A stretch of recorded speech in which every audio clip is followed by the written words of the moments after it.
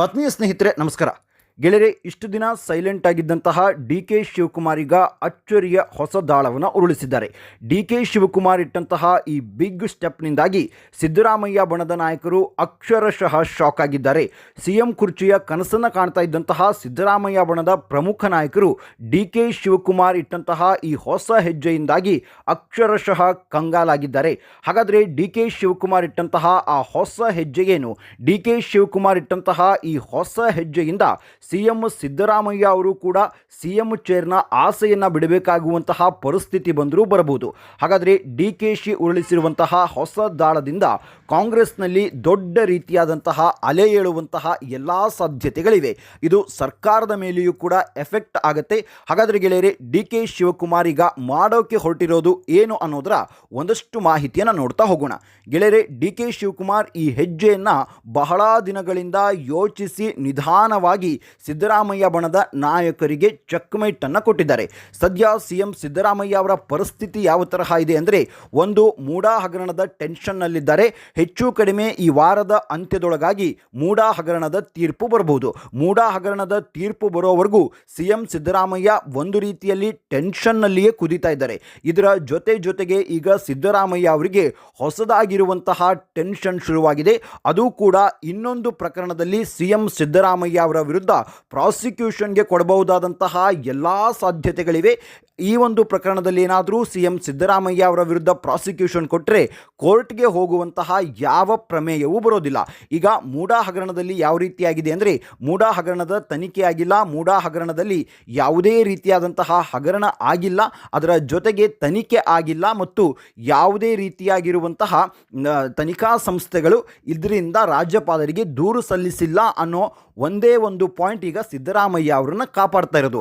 ಆದರೆ ಈಗ ಅರ್ಕಾವತಿ ಯೋಜನೆಯ ಹಗರಣ ಏನಿದೆಯಲ್ಲ, ಈ ಹಿಂದೆ 2013ರಲ್ಲಿ ಸಿಎಂ ಸಿದ್ದರಾಮಯ್ಯ ಅವರು ಸಿಎಂ ಆಗಿದ್ದಂತಹ ಕಾಲದಲ್ಲಿ ನಡೆದಂತಹ ಹಗರಣ. ಈಗಾಗಲೇ ಇದರ ಬಗ್ಗೆ ತನಿಖೆಯೂ ಕೂಡ ಆಗಿದೆ, ಇದರ ಒಂದು ವರದಿಯೂ ಕೂಡ ಬಂದಿದೆ. ಸೊ ಆ ಒಂದು ಫೈಲ್ ಈಗ ರಾಜ್ಯಪಾಲರ ಕಚೇರಿ ಸೇರಿದೆ. ರಾಜ್ಯಪಾಲರು ಈಗ ಆ ಫೈಲನ್ನು ಓಪನ್ ಮಾಡ್ಕೊಂಡು ಕುತ್ಕೊಂಡಿದ್ದಾರೆ. ಯಾರಾದರೂ ಒಬ್ಬರು ದೂರು ಕೊಡಲಿ ಅಂತ ಕಾಯ್ತಾ ಇದ್ದಾರೆ. ಒಂದು ವೇಳೆ ದೂರನ್ನು ಕೊಟ್ಟರೆ ಇಮಿಡಿಯೇಟ್ ಆಗಿ ಪ್ರಾಸಿಕ್ಯೂಷನ್ಗೆ ಕೊಡುವಂತಹ ಎಲ್ಲ ಸಾಧ್ಯತೆಗಳಿದೆ. ಅದರಲ್ಲೂ ಕೂಡ ಈ ಒಂದು ಅರ್ಕಾವತಿ ಹಗರಣದ ತನಿಖೆಯೂ ಕೂಡ ಆಗಿದೆ, ರಿಪೋರ್ಟ್ ಕೂಡ ಈಗ ಹೊರಗಡೆ ಬಂದಿದೆ. ಸೊ ಅಂದರೆ ರಿಪೋರ್ಟ್ ಕೂಡ ಎಲ್ಲವೂ ಕೂಡ ರೆಡಿಯಾಗಿದೆ. ಅಚ್ಚರಿಯ ವಿಚಾರ ಏನು ಅಂದರೆ, ಈ ಅರ್ಕಾವತಿ ಹಗರಣದ ಫೈಲ್ ರಾಜ್ಯಪಾಲರ ಕಚೇರಿಗೆ ತಲುಪಿದ್ದು ಕೂಡ ಡಿ ಕೆ ಶಿವಕುಮಾರ್ ಅವರ ಕಚೇರಿಯಿಂದ. ಡಿ ಕೆ ಶಿವಕುಮಾರ್ ಅವರು ಯಾವ ಒಂದು ನಗರಾಭಿವೃದ್ಧಿ ಇಲಾಖೆ ಅವರ ಕೈಯಲ್ಲಿದೆಯಲ್ಲ, ಸೊ ಅವರ ಕಚೇರಿಯಿಂದಲೇ ಈಗ ರಾಜ್ಯಪಾಲರ ಕಚೇರಿ ಸೇರಿರೋದು. ಇದರಿಂದಾಗಿ ಸಿಎಂ ಸಿದ್ದರಾಮಯ್ಯ ಅವರಿಗೆ ಒಳಗೊಳಗಡೆ ಟೆನ್ಷನ್ ಜಾಸ್ತಿ ಆಗಿದೆ. ಕುರ್ಚಿಯನ್ನು ಉಳಿಸಿಕೊಳ್ಳುವಂತಹ ಹರಸಾಹಸದಲ್ಲಿರುವಂತಹ ಸಿದ್ದರಾಮಯ್ಯ ಅವರಿಗೆ ಇದರಿಂದ ದೊಡ್ಡ ಡ್ರಾಬ್ಯಾಕ್ ಆಗ್ತಾ ಇದೆ. ಇಷ್ಟು ದಿನ ಸೈಲೆಂಟ್ ಆಗಿದ್ದಂತಹ ಡಿ ಕೆ ಈಗ ಮತ್ತೆ ಅಖಾಡಕ್ಕಿಳಿದಿದ್ದಾರೆ. ಡಿ ಕೆ ಒಂದು ಕಡೆಯಿಂದ ಫೈಲ್ ಮೂವ್ ಮಾಡಿಸುವ ಹಂತದಲ್ಲಿ ಅಖಾಡಕ್ಕಿಳಿದರೆ, ಮತ್ತೊಂದು ಕಡೆಯಿಂದ ಚನ್ನಪಟ್ಟಣದ ವಿಚಾರವಾಗಿ ಅಖಾಡಕ್ಕಿಳಿದಿದ್ದಾರೆ. ಚನ್ನಪಟ್ಟಣಕ್ಕೆ ಬಹಳ ಮುತುವರ್ಜಿ ವಹಿಸ್ತಾ ಇದ್ದಾರೆ. ಈಗ ಮತ್ತೆ 250 ಕೋಟಿ ರೂಪಾಯಿಯನ್ನು ಚನ್ನಪಟ್ಟಣದಲ್ಲಿ ಬಿಡುಗಡೆ ಮಾಡಿದ್ದಾರೆ. ಚನ್ನಪಟ್ಟಣದ ಅಭಿವೃದ್ಧಿಗಾಗಿ ಮತ್ತೆ 250 ಕೋಟಿ ಹಣವನ್ನು ಬಿಡುಗಡೆ ಮಾಡಿ ಆ ಅಭಿವೃದ್ಧಿಯ ಕಾರ್ಯಗಳಿಗೆ, ಆ ಒಂದಷ್ಟು ಯೋಜನೆಗಳು ಏನಿವೆಯಲ್ಲ, ಆ ಯೋಜನೆಗಳಿಗೆ ಡಿ ಕೆ ಶಿವಕುಮಾರ್ ಈಗ ಚಾಲನೆಯೂ ಕೊಟ್ಟಾಗಿದೆ. ಕೇವಲ ಆಶ್ವಾಸನೆ ಕೊಡೋದಲ್ಲ, ಬೈ ಎಲೆಕ್ಷನ್ ಬರ್ತಾ ಇದೆ. ಸೊ ಹಾಗಾಗಿ ಕೇವಲ ಒಂದು 3 ತಿಂಗಳ ಅಂತರದಲ್ಲಿ ಕೇವಲ ಬರೀ ಚನ್ನಪಟ್ಟಣಕ್ಕೆ ಒಟ್ಟು 700 ಕೋಟಿ ಹಣವನ್ನು ಮೀಸಲಿಟ್ಟಿದ್ದಾರೆ. 700 ಕೋಟಿ ಹಣದ ದೊಡ್ಡ ಯೋಜನೆಗಳಿಗೆ ಡಿ ಕೆ ಶಿವಕುಮಾರ್ ಈಗ ಆಲ್ರೆಡಿ ಚಾಲನೆಯನ್ನು ಕೊಟ್ಟಿದ್ದಾರೆ. ಯಾಕೆ ಅನ್ನೋದು ನಿಮ್ಮೆಲ್ಲರಿಗೂ ಕೂಡ ಗೊತ್ತಿದೆ. ಹೇಗಾದರೂ ಮಾಡಿ ಚನ್ನಪಟ್ಟಣವನ್ನು ಗೆಲ್ಲಲೇಬೇಕು ಡಿ ಕೆ ಶಿವಕುಮಾರ್ ಅವರು. ಚನ್ನಪಟ್ಟಣವನ್ನು ಗೆದ್ದು ಕುಮಾರಸ್ವಾಮಿ ಅವರಿಗೆ ಮುಖಭಂಗ ಮಾಡಲೇಬೇಕು ಅಂತ ಪ್ರತಿಷ್ಠೆಯನ್ನು ಡಿ ಕೆ ಶಿವಕುಮಾರ್ ಅವರು ತೆಗೆದುಕೊಂಡಿದ್ದಾರೆ. ಅಲ್ಲಿ ಡಿ ಕೆ ಸುರೇಶ್ ಅವರನ್ನು ನಿಲ್ಲಿಸಬೇಕು. ಈಗ ಆಲ್ರೆಡಿ ಚನ್ನಪಟ್ಟಣದಲ್ಲಿ ಪ್ರಚಾರ ಅದೆಲ್ಲವೂ ಕೂಡ ಆರಂಭ ಆಗಿಬಿಟ್ಟಿದೆ. ಚನ್ನಪಟ್ಟಣದಲ್ಲಿ ಡಿ ಕೆ ಸುರೇಶ್ ಅವರೇ ಈಗ ಮುಂದಿನ ಅಭ್ಯರ್ಥಿ, ಅಧಿಕೃತ ಘೋಷಣೆ ಒಂದೇ ಬಾಕಿ ಅನ್ನುವಂತಹ ಹಂತದಲ್ಲಿದ್ದಾರೆ. ಡಿ ಕೆ ಸುರೇಶ್ ಅವರೇ ಚನ್ನಪಟ್ಟಣದಲ್ಲಿ ಅಭ್ಯರ್ಥಿ ಆಗೋದಂತೂ ಖಚಿತ. ಸಿ ಪಿ ಯೋಗೇಶ್ವರ್ ಬಿಜೆಪಿ ಅಥವಾ JDSನಿಂದ ನಿಂತ್ಕೊಳ್ತಾರೆ ಅನ್ನುವಂತಹ ಮಾತಿತ್ತು. ಆದರೆ ಕುಮಾರಸ್ವಾಮಿ ಅವರು ಯಾವುದೇ ಕಾರಣಕ್ಕೂ ಸಿ ಪಿ ಯೋಗೇಶ್ವರ್ ಅವರು ಬೇಡ, ಯಾವುದಾದ್ರೂ ಒಂದು ನಿಗಮ ಮಂಡಳಿಯ ಅಧ್ಯಕ್ಷ ಸ್ಥಾನವನ್ನು ಸಿ ಪಿ ಯೋಗೇಶ್ವರ್ ಪರಮೇಶ್ವರ್ ಅವರಿಗೆ ಕೊಡೋಣ ಅಂತ ಈಗ ಹೈಕಮಾಂಡ್ ಮನವನ್ನು ಒಲಿಸಿದ್ದಾರೆ. ಸೊ ಅಲ್ಲಿ ಒಬ್ಬ ಅಚ್ಚರಿಯ ಅಭ್ಯರ್ಥಿಯನ್ನು ಆಯ್ಕೆ ಮಾಡಲಾಗತ್ತೆ ಅಂತ ಈಗ ಕುಮಾರಸ್ವಾಮಿ ಅವರು ಹೇಳ್ತಾ ಇದ್ದಾರೆ. ಆ ಅಚ್ಚರಿಯ ಅಭ್ಯರ್ಥಿ ಪ್ರತಾಪ್ ಸಿಂಹ ಅಂತ ಒಂದಷ್ಟು ವಿಚಾರಗಳು ಅಲ್ಲಿ ಓಡಾಡ್ತಾ ಇದೆ. ಆದರೆ ಕಾಂಗ್ರೆಸ್ನ ವಿಚಾರವಾಗಿ ಅಲ್ಲಿ ಡಿ ಕೆ ಸುರೇಶ್ ಅವರೇ ಅಭ್ಯರ್ಥಿ ಅಂತ ಹೇಳಲಾಗ್ತಾ ಇದೆ. ಹಾಗಾಗಿ ಚನ್ನಪಟ್ಟಣಕ್ಕೆ ಕೇವಲ 3 ತಿಂಗಳ ಅಂತರದಲ್ಲಿ 700 ಕೋಟಿ ರೂಪಾಯಿ ಬಿಡುಗಡೆಯಾಗಿದೆ. 700 ಕೋಟಿ ರೂಪಾಯಿ ಕೇವಲ ಚನ್ನಪಟ್ಟಣ ಒಂದಕ್ಕೆ ಬಿಡುಗಡೆಯಾಗಿದೆ. ಬೇರೆ ಬೇರೆ ಕಡೆ ಗ್ಯಾರಂಟಿ ಯೋಜನೆಗಳಿಂದಾಗಿ ಬೇರೆ ಬೇರೆ ಭಾಗದ ಶಾಸಕರಿಗೆ ಅನುದಾನವೂ ಕೂಡ ಸಿಗ್ತಾ ಇಲ್ಲ. ಶಾಸಕರು ಈಗ ಸಿಟ್ಟಿಗೆದ್ದು ನಿಂತ್ಕೊಂಡಿದ್ದಾರೆ. ಯಾಕೆಂದರೆ ನಮ್ಮ ಕ್ಷೇತ್ರದಲ್ಲಿ ನಾವು ಅಭಿವೃದ್ಧಿ ಮಾಡೋದಕ್ಕಾಗ್ತಾ ಇಲ್ಲ. ಸೊ ಹಾಗಾಗಿ ನಮಗೆ ಹಣವನ್ನು ಕೊಡಿ, ನಮ್ಮ ಅನುದಾನವನ್ನಾದರೂ ಕೊಡಿ, ಪ್ರತಿ ವರ್ಷ ನಮಗೇನು ಅನುದಾನ ಬರುತ್ತಲ್ಲ ಅದನ್ನಾದರೂ ಕೊಡಿ ಅಂತ ಕೇಳ್ತಾ ಇದ್ದಾರೆ. ಆದರೆ ಕಾಂಗ್ರೆಸ್ ಸರ್ಕಾರ ಅದನ್ನು ಕೊಡೋದಕ್ಕೆ ರೆಡಿ ಇಲ್ಲ. ಈ ಎಲೆಕ್ಷನ್ಗೋಸ್ಕರ ತಮ್ಮನನ್ನು ನಿಲ್ಲಿಸಿ ಗೆಲ್ಲಿಸಲೇಬೇಕು ಅನ್ನುವಂತಹ ಹಠಕ್ಕೆ ಬಿದ್ದಂತಹ ಡಿ ಕೆ ಚನ್ನಪಟ್ಟಣಕ್ಕೆ 700 ಕೋಟಿ ಖರ್ಚು ಮಾಡಿರೋದು ಕಾಂಗ್ರೆಸ್ನಲ್ಲಿ ಅಸಮಾಧಾನಕ್ಕೆ ಕಾರಣ ಆಗ್ತಾ ಇದೆ. ಈ ಒಂದು ವಿಚಾರ ಯಾಕೆ ಸಿ ಎಂ ಕುರ್ಚಿಗೆ ಲಿಂಕ್ ಆಗುತ್ತೆ ಅಂದರೆ, ಈಗ ಸಿ ಎಂ ಸಿದ್ದರಾಮಯ್ಯ ಅವರ ಬಣದಲ್ಲಿ ನಾನಾ ರೀತಿಯಾದಂತಹ ನಾಯಕರಿದ್ದಾರೆ. ಅವರೆಲ್ಲರೂ ಕೂಡ ನಾನು ಸಿ ಎಂ ಆಗ್ತೀನಿ ಅಂತ ಮಾಧ್ಯಮಗಳ ಮುಂದೆ ಹೇಳಿಕೆಯನ್ನು ಕೊಡ್ತಾ ಇದ್ದಾರೆ.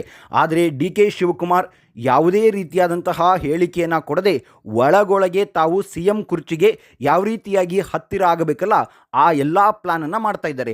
ಈಗ ಸಿ ಎಂ ಕುರ್ಚಿಗೆ ಡಿ ಕೆ ಶಿವಕುಮಾರ್ ಅವರು ಹತ್ತಿರದಿಂದ ಸ್ವಲ್ಪ ದೂರ ಉಳಿಯೋದಕ್ಕೆ ಕಾರಣ ಏನು ಅಂದರೆ ಡಿ ಕೆ ಸುರೇಶ್ ಅವರ ಸೋಲು. ಯಾವುದು ಬೆಂಗಳೂರು ಗ್ರಾಮಾಂತರದಲ್ಲಿ ಡಿ ಕೆ ಸುರೇಶ್ ಅವರು ಹೀನಾಯವಾಗಿ ಸೋತಿದ್ರು.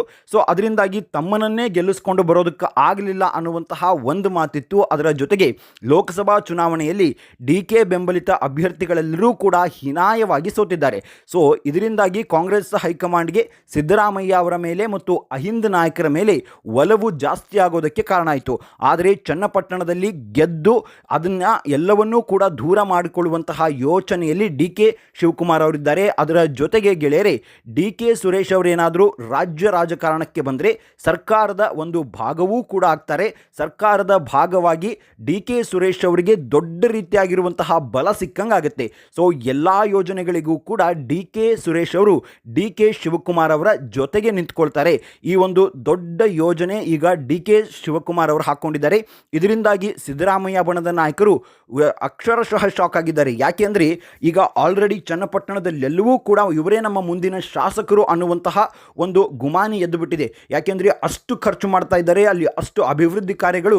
ಎಲೆಕ್ಷನ್ ಇನ್ನೂ ಅನೌನ್ಸ್ ಕೂಡ ಆಗಿಲ್ಲ. ಈಗ ಎಲೆಕ್ಷನ್ ಇದೆ ಅಂತ ಗೊತ್ತಾಗ್ತಾ ಇದ್ದ ಹಾಗೆ ಚನ್ನಪಟ್ಟಣದ ಒಂದು ಹಣೆಬರವೇ ಬದಲಾಗಿ ಹೋಗಿದೆ. ವೇಗವಾಗಿ ಅಲ್ಲಿ ಎಲ್ಲ ಯೋಜನೆಗಳು ಕಾರ್ಯರೂಪಕ್ಕೆ ಬರ್ತಾ ಇವೆ. ಈಗ 2,500 ನಿರಾಶ್ರಿತರಿಗೆ ಮನೆಯನ್ನು ಮಾಡಿಕೊಡೋದು ಅಂತ ಏನಿದೆಯಲ್ಲ, ಅದರಲ್ಲಿ ಆಲ್ರೆಡಿ ಈಗ 954 ನಿವೇಶನಗಳನ್ನು ಹಂಚಿಕೆಯೂ ಕೂಡ ಮಾಡಿಯಾಗಿದೆ. ಸೊ ಇಷ್ಟರ ಮಟ್ಟಿಗೆ ವೇಗವಾಗಿ ಅಲ್ಲಿ ಕೆಲಸಗಳು ಆಗ್ತಾ ಇರೋದು ಚನ್ನಪಟ್ಟಣದ ಜನಗಳಿಗೆ ಡಿ ಕೆ ಸುರೇಶ್ ಅವರ ಮೇಲೆ ನಂಬಿಕೆ ಬರೋದಕ್ಕೆ ಕಾರಣ ಆಗಿದೆ. ಇದರ ಜೊತೆಗೆ ಗೆಳೆಯರೆ, ಸಿದ್ದರಾಮಯ್ಯ ಅವರ ಆಪ್ತ ನಾಯಕನೇ ಈಗ ಡಿ ಕೆ ಶಿವಕುಮಾರ್ ಅವರ ಬೆನ್ನ ಹಿಂದೆ ನಿಂತ್ಕೊಂಡಿದ್ದಾರೆ. ಡಿ ಕೆ ಶಿವಕುಮಾರ್ ಅವರು ನಮ್ಮ ಮುಂದಿನ ಸಿ ಎಂ ಅನ್ನುವಂತಹ ಮಟ್ಟಕ್ಕೆ ಈಗ ಸಿದ್ದರಾಮಯ್ಯ ಆಪ್ತರೇ ಬಂದಿರೋದು ಸಿ ಎಂ ಸಿದ್ದರಾಮಯ್ಯ ಅವರಿಗೆ ಭಯ ಕೂಡ ಜಾಸ್ತಿ ಆಗೋ ಹಾಗೆ ಮಾಡಿದೆ. ಯಾವಾಗಲೂ ಕೂಡ ಸಿ ಎಂ ಸಿದ್ದರಾಮಯ್ಯ ಅವರೇ ನಮ್ಮ ಮುಂದಿನ ಸಿ ಎಂ, ಅವರು ಮಾಜಿ ಆಗಿದ್ದರೂ ಕೂಡ ಅವರೇ ನಮ್ಮ ಸಿ ಎಂ ಅಂತ ಹೇಳ್ತಾ ಇದ್ದಂತಹ ಜಮೀರ್ ಅಹಮದ್ ಖಾನ್ ಚನ್ನಪಟ್ಟಣಕ್ಕೆ ಹೋಗಿ ಅಲ್ಲಿ ಭಾಷಣವನ್ನು ಮಾಡ್ತಾರೆ. ಡಿ ಕೆ ಶಿವಕುಮಾರ್ ಅವರು ಪವರ್ಫುಲ್ ನಾಯಕರು. ಡಿ ಕೆ ಶಿವಕುಮಾರ್ ಅವರಿಂದ ಆಗದೇ ಇರುವಂತಹ ಕೆಲಸ ಯಾವುದೂ ಇಲ್ಲ. ಚನ್ನಪಟ್ಟಣಕ್ಕೆ ಮುಂದಿನ ಶಾಸಕರಾಗಿ ಡಿ ಕೆ ಸುರೇಶ್ ಅವರೇ ಬರಬೇಕು, ಅವರು ಬಂದರೆ ಮಾತ್ರ ಚನ್ನಪಟ್ಟಣ ಅಭಿವೃದ್ಧಿ ಆಗುತ್ತೆ ಅಂತ ಅಲ್ಲಿ ಭಾಷಣವನ್ನು ಮಾಡಿ ಬರ್ತಾರೆ. ಸೊ ಇದರಿಂದಾಗಿ ಸಿದ್ದರಾಮಯ್ಯ ಅವ್ರಿಗೂ ಕೂಡ ಟೆನ್ಷನ್ ಜಾಸ್ತಿ ಆಗ್ತಾ ಇದೆ. ಡಿ ಕೆ ಶಿವಕುಮಾರ್ ಅವರ ಈ ಅಚ್ಚರಿಯ ನಡೆಗೆ ಕಾಂಗ್ರೆಸ್ನ ಸಿದ್ದರಾಮಯ್ಯ ಬಣದ ನಾಯಕರು ಅಕ್ಷರಶಃ ಶಾಕ್ ಆಗಿದ್ದಾರೆ. ಇದು ರಾಜ್ಯ ರಾಜಕಾರಣದ ಮೇಲೆ ದೊಡ್ಡ ರೀತಿಯಾದಂತಹ ಎಫೆಕ್ಟ್ ಆಗುವಂತಹ ಎಲ್ಲ ಸಾಧ್ಯತೆಗಳಿದೆ. ಯಾಕೆಂದರೆ ಚನ್ನಪಟ್ಟಣಕ್ಕೆ 700 ಕೋಟಿ ಅನುದಾನವನ್ನು ಬಿಡುಗಡೆ ಮಾಡಿರುವ ನೀವು ನಮ್ಮ ಕ್ಷೇತ್ರಗಳಿಗೂ ಕೂಡ ಅನುದಾನವನ್ನು ಬಿಡುಗಡೆ ಮಾಡಿ ಅಂತ ಮುಂದಿನ ದಿನಗಳಲ್ಲಿ ಬೇರೆ ಎಲ್ಲ ಶಾಸಕರು ದಂಗೆ ಏಳುವಂತಹ ಸಾಧ್ಯತೆ ಇದೆ. ಇದು ಗೆಳೆಯರೆ ರಾಜ್ಯ ರಾಜಕಾರಣದಲ್ಲಿ ಡಿ ಕೆ ಶಿವಕುಮಾರ್ ಇಟ್ಟಂತಹ ಅಚ್ಚರಿಯ ನಡೆ. ಮುಂದಿನ ವಿಡಿಯೋದಲ್ಲಿ ಮತ್ತಷ್ಟು ಮಾಹಿತಿಯ ಜೊತೆಗೆ ಬರ್ತೀನಿ. ಅಲ್ಲಿಯವರೆಗೂ ಜೈ ಹಿಂದ್, ಜೈ ಕರ್ನಾಟಕ.